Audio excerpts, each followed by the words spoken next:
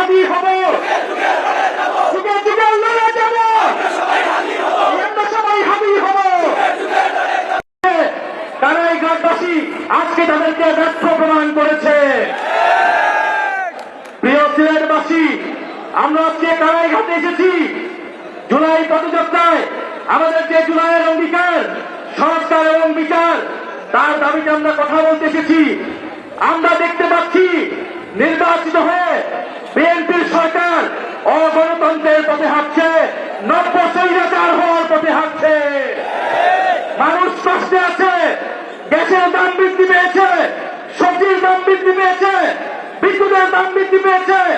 গত 2 দিন আগে টিসিবির লাইন দাঁড়িয়ে এক মহিলা মারা গিয়েছে, কিন্তু বিরোধী দল হিসেবে আমরা এগুলোর সমালোচনা করতে পারবো না।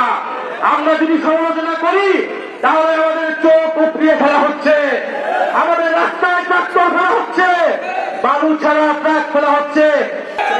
ঘাটবাসী অতীতে দেখেছি দমন করে, পীড়ন করে, বাধা দিয়ে গণতান্ত্রিক আন্দোলনকে থামানো যায় না।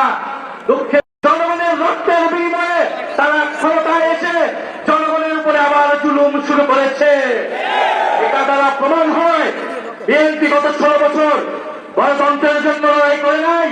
তারা অপেক্ষায় ছিল, তারা লড়াই করেছিল ক্ষমতায় গিয়ে কিভাবে জনগণের উপর আবার জুলুম করবে, কিভাবে চাঁদাবাজ করবে, কিভাবে সন্ত্রাস করবে, কিভাবে জমি দখল ভূমি দখল করবে।